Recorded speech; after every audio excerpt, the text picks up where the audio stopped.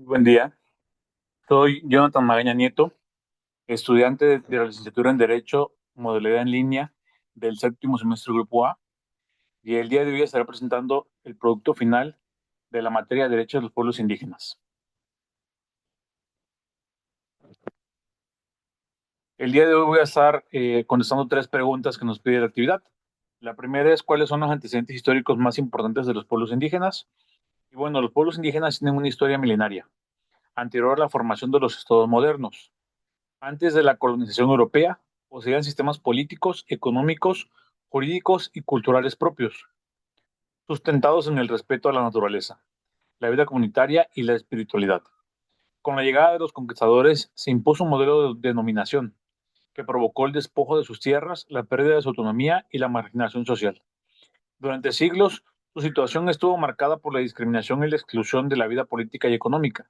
Sin embargo, en el siglo XX comenzó un proceso de reconocimiento internacional de sus derechos. Hitos fundamentales fueron la aprobación del Convenio 169 de la OIT en 1989 y la Declaración de las Naciones Unidas sobre los Derechos de los Pueblos Indígenas en 2007.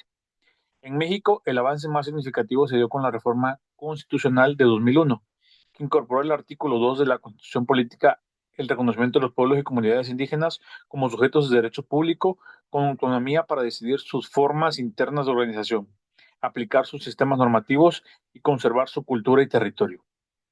Como pregunta número dos, tenemos cuáles son los organismos que se encargan de proteger los derechos de los pueblos indígenas. Y bueno, esto vamos a dividirlo en dos partes, ya que la protección de los derechos indígenas se realiza a través de organismos nacionales e internacionales que trabajan de manera coordinada para garantizar su respeto.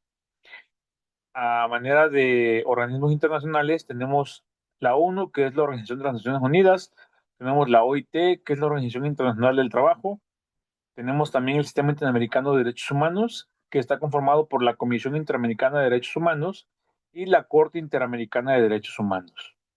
A nivel nacional, tenemos la Comisión Nacional de los Derechos Humanos, mejor conocida como la CNDH, el Instituto Nacional de los Pueblos Indígenas, INPI, la Comisión Nacional para Prevenir la Discriminación, conocida como CONAPRED, y también tenemos tribunales y organismos locales de derechos humanos que garantizan la aplicación del marco jurídico indígena en cada entidad federativa.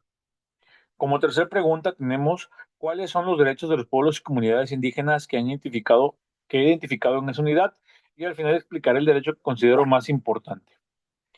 Entre los derechos más relevantes de los pueblos y comunidades indígenas, puedo señalar el derecho a la libre determinación y autonomía, el derecho a la tierra, territorio y recursos naturales, el derecho a la identidad cultural, lengua y tradiciones, el derecho a participar en las decisiones que los afecten, el derecho a la no discriminación y a la igualdad ante la ley, el derecho a la educación, la salud y el desarrollo integral. Bueno, puedo decir que el derecho que puedo considerar más importante es el derecho a la libre determinación, ya que constituye la base de todos los demás.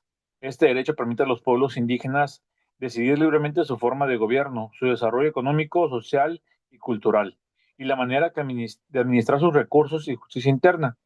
Sin esta autonomía, los demás derechos quedarían sujetos a la voluntad de los actores externos y no podrían ejercerse plenamente. A manera de conclusión, puedo decir que la historia de los pueblos indígenas refleja una lucha constante por el reconocimiento de su dignidad y su lugar en el mundo contemporáneo. Los avances normativos, tanto en el ámbito internacional como en México, han significado pasos importantes hacia la justicia y la igualdad. Sin embargo, la verdadera protección de sus derechos requiere más que leyes. Exige voluntad política, respeto cultural y participación activa de los propios pueblos indígenas en las decisiones que afecten su futuro.